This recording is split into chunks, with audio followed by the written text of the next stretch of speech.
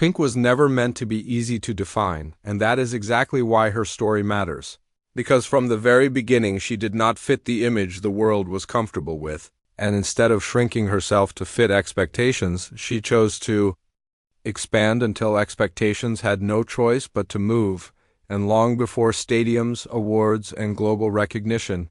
Alicia Beth Moore was a restless, outspoken kid growing up in a world that didn't know what to do with her honesty. Her fire, her refusal to be quiet, and her unwillingness to pretend.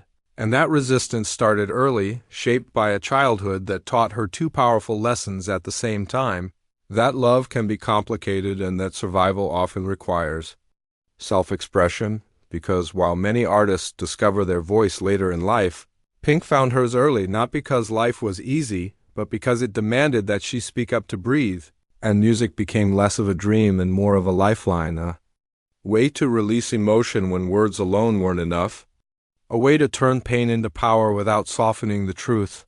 And what separates Pink from so many others is that she never chased approval, even when approval could have made her life simpler, because she understood something instinctively, that being accepted for a version of yourself that isn't real is a slow form of self-erasure.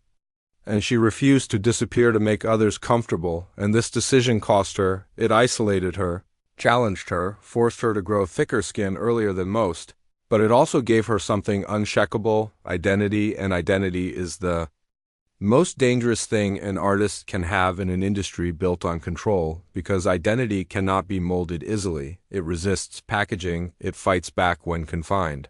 And Pink fought back, not loudly at first, but relentlessly, pushing against stereotypes of how women should sound, look, behave, and perform, especially in pop music, where perfection is often valued more than truth. And even when she entered the industry young, surrounded by expectations and limitations, she quickly realized that success without freedom would feel like failure, and this realization created tension, because the industry offered her a version of success that came with silence attached. And Pink chose conflict instead, because conflict meant honesty, and honesty meant survival, and that choice nearly broke her before it made her. Because standing your ground when you don't yet have power requires courage that most people don't develop until much later, if ever, and Pink stood anyway, arguing for creative control, fighting for authenticity, refusing to be reshaped into something smoother, quieter, more digestible. And this resistance delayed her rise, complicated her path, and created doubt in the minds of people who wanted predictability. But it also planted the seeds of something much bigger than immediate success: longevity, because artists who are built on obedience fade when trends change, but artists built on truth adapt, evolve, and survive. And Pink's evolution was never about reinvention for attention. It was about alignment, aligning her art with her values, her sound with her soul, her image with her reality. And this alignment didn't come without struggle, because being real in a polished world makes you a target, invites criticism, misunderstanding, and judgment, especially for women who refuse to soften their edges, and Pink felt this pressure intensely. Being labeled difficult, aggressive, unmarketable, too loud, too emotional, too different. And instead of internalizing those labels, she flipped them, turned them into armor, into fuel, into proof that she was doing something right. Because resistance often means you're standing where change is needed, and this mindset transformed obstacles into momentum, rejection into refinement, and fear into ferocity. And when her breakthrough finally came, it didn't feel like permission granted, it felt like defiance validated.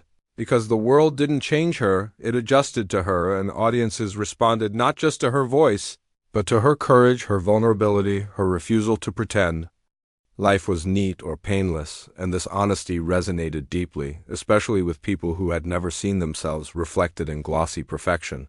Because Pink didn't sell fantasy, she sold truth wrapped in power, pain transformed into performance, vulnerability amplified into strength.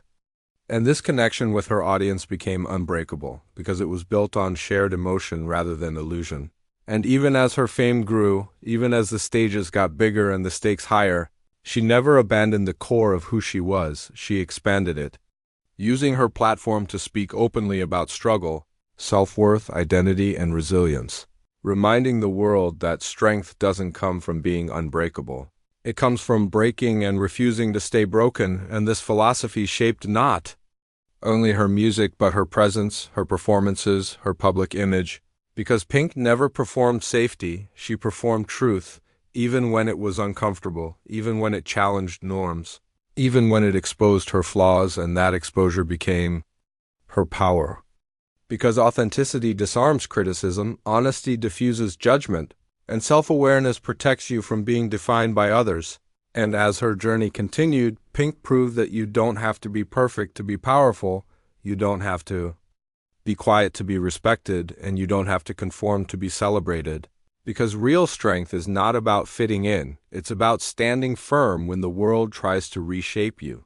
And this was only the beginning, because the next phase of her life would test not just her career, but her identity as a woman, an artist, and a human being navigating love, motherhood, pressure, and legacy under a relentless spotlight. As Pink stepped deeper into global recognition, the world began watching more closely, and with that attention came a new kind of pressure. The pressure not just to perform, but to maintain an image that others felt entitled to shape, and this is where many artists quietly lose themselves, because success often comes with conditions disguised as opportunities.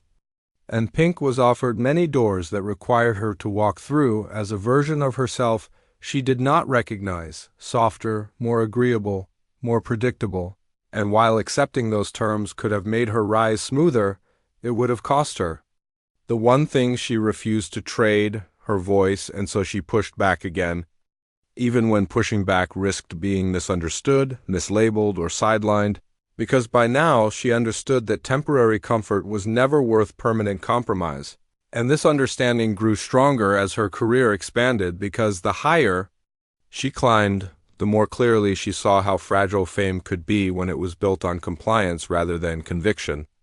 And Pink chose conviction repeatedly in her music, her performances, and her public presence, allowing herself to be raw when polish was expected, vulnerable when strength was demanded, and outspoken when silence would have been safer. And this choice came with consequences. Criticism intensified, headlines sharpened, and her body, her behavior, her personality became public property for commentary, especially in a culture that still struggles with women who refuse to shrink. And instead of internalizing that scrutiny, Pink confronted it head-on, calling out double standards, challenging unrealistic expectations, and refusing to apologize for taking up space, because she recognized that silence would not protect her, and conformity would not save her. And this realization marked a turning point, where her music became not just expression but declaration, songs that didn't just entertain but confront, lyrics that didn't just comfort but challenge. And audiences responded because they recognized themselves in her defiance. Their own frustrations reflected back with honesty and strength, and this connection deepened over time, evolving beyond fandom into something closer to trust, because Pink never pretended to have it all figured out. She shared her growth in real time, her mistakes, her doubts, her struggles with love, identity, and balance, and this transparency made her relatable even as her success became extraordinary. And when her personal life entered the public eye, bringing with it heartbreak, reconciliation, and complicated love, Pink didn't retreat into secrecy or perform perfection. She told the truth through her art, turning lived experience into shared emotion. And this willingness to be seen fully, flaws and all, reinforced her authenticity in a world saturated with curated images. And as she navigated relationships, motherhood, and the evolving demands of her career, she faced a new internal battle, not between fame and obscurity, but between ambition and presence, between giving everything to her art and being fully present in her own life. And this tension is rarely discussed openly, especially for women, but Pink faced it without pretense, acknowledging that strength does not mean ignoring exhaustion, and that success does not eliminate vulnerability. And this honesty reshaped her perspective, influencing not only what she sang about, but how she showed up as an artist who prioritized meaning over momentum, truth over trend, and connection over perfection. And as the industry around her shifted, chasing younger faces and faster moments, Pink remained relevant not by chasing relevance but by deepening resonance, Because relevance fades when trends change, but resonance lasts as long as people feel understood, and Pink understood her audience deeply because she understood herself deeply, because she had confronted her own insecurities, her anger, her fear, and her doubt without hiding from them. And this inner work gave her an emotional range that many artists never develop,